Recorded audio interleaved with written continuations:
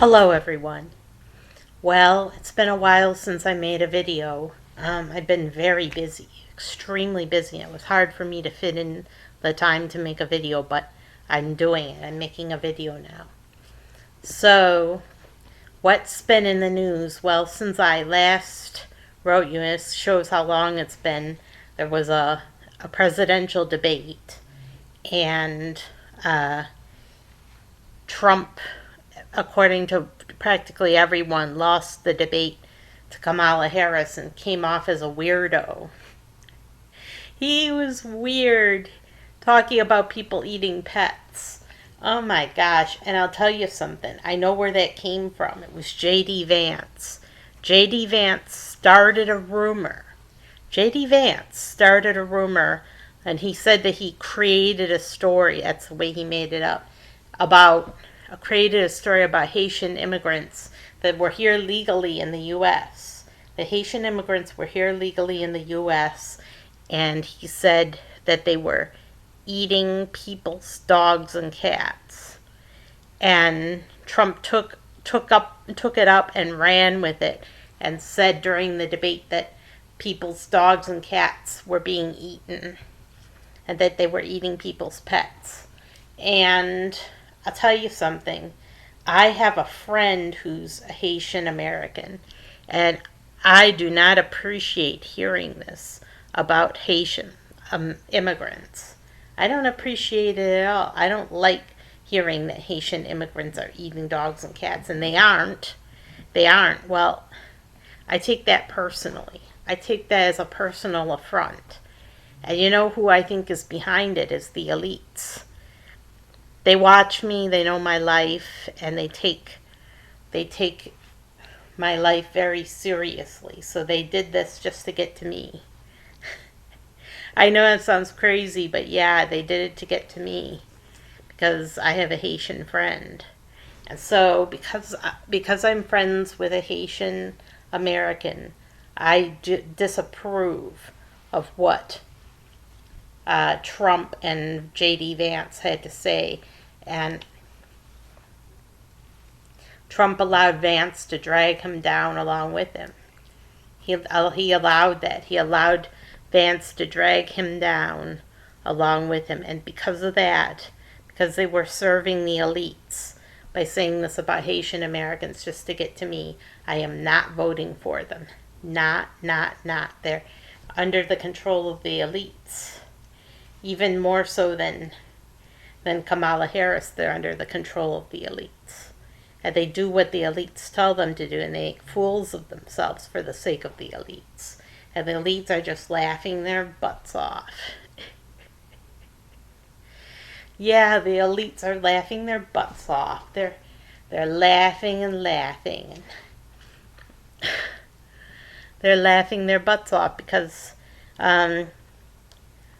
Trump and J.D. Vance made fools of themselves in front of a audience of millions just for the sake of the elites. And now the elites have them right where they want them, and they're going to lose. If the Republican Party can come up with a candidate that not only can win elections, but also is a decent human being that is worthy of the office of president, then I'll vote for them. I want the Republicans to come up with a better candidate than Trump, because Trump isn't fit. He's not fit for office. And I want them to come up with a better candidate for president than Trump. I'm wishing and praying that the Republican Party comes up with a better candidate than Trump. But so far, they're all winners, right? They're all cut from the same cloth as Trump. And they're all bowing down to Trump and giving him their power, giving power away to Trump, and allowing Trump to walk all over them. So I disapprove of this. I disapprove of them attacking Haitian Americans. I mean, how much lower can you sink? These people are fleeing from their homes, and and are in imminent danger, and they come to the U.S. looking for a better life, and they haven't been eating anyone's dogs or pets. And then they make up a story about them. They create a story, in J.D. Vance's own words, they create a story about the Haitian immigrants. Well, I have a problem with that because I have a Haitian friend, and I care about my Haitian friend. And I'm not about to insult her or put down her family or any of that for the sake of Trump and Vance. Boo, boo, 2 thumbs down. So, if the Republicans can come up with a decent candidate that's fit to run for president, then I'll vote for them. But until then, I'm not voting for them.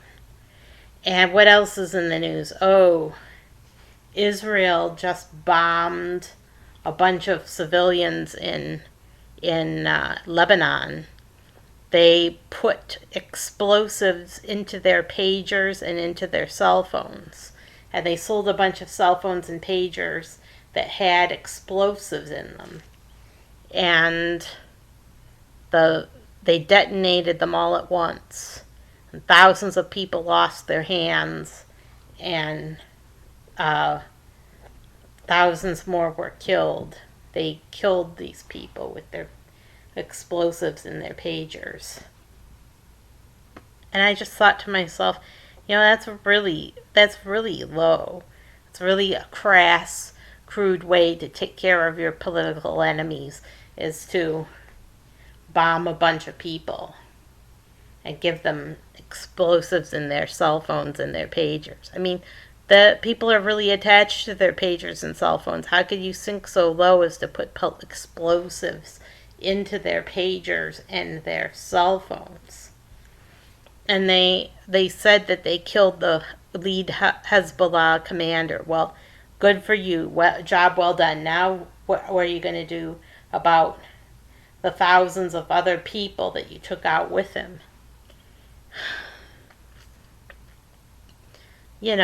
I think Israel is going too far. They've done this in the past. They've done political assassinations before, but they never did mass killings before using cell phones and pagers. They never did mass killings.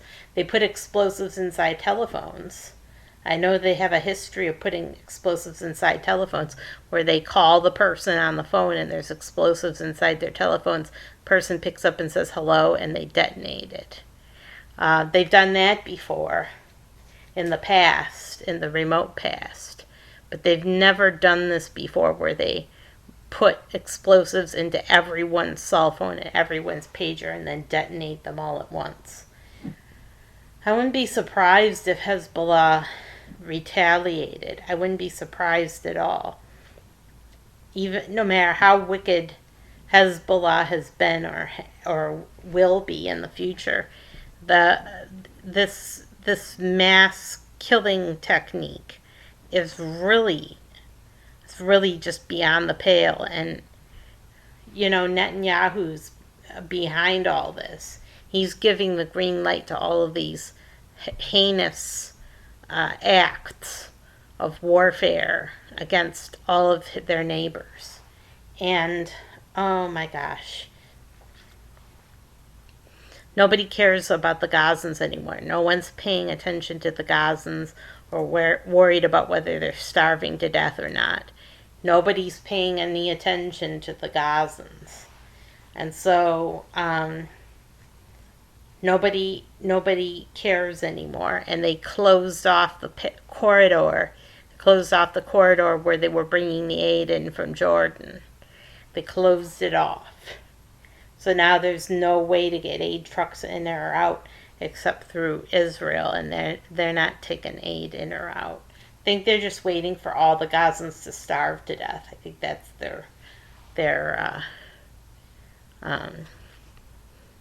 motive, or not motive, but their goal. I think that's their goal, is for the Gazans all starve to death. for them to bomb all their enemies until they're all dead. I think that's their motive. So, and no doubt they have some enemies. They've made themselves some good enemies. But is it justified? Is it justifiable for them to bomb people using their cell phones and pagers? I think not. I think that they should come up with a plan B or another plan to instead of bombing people with their cell phones or pagers. They got to do something different, because what they're doing right now is they're going to kill all of their people. All of their people are going to be dead because people are going to retaliate against them until they're dead. That's what they're going to do. That people are going to want to retaliate against them until they're dead, and they don't approve of what Israel's doing right now, and they don't approve of America allying itself with Israel right now at this time. Israel may have been an ally of ours, and they still are an ally of ours in the Middle East. But what they're doing now just is unconscionable. And they should publicly admit that they did it, and they should apologize. Even if it's not forgivable, and even if they don't get forgiven, they should apologize. But they're not going to apologize because they think that they were fully justified in putting explosives inside people's cell phones and pagers. They think it was perfectly justifiable. So now they're going to pay the price, and America's going to lose one of their best allies because of Netanyahu. That's sad. It's really sad. So that's it. Haitian immigrants are not eating people's dogs and cats. There's no evidence of that, and they haven't been doing it, so quit lying to people about that. And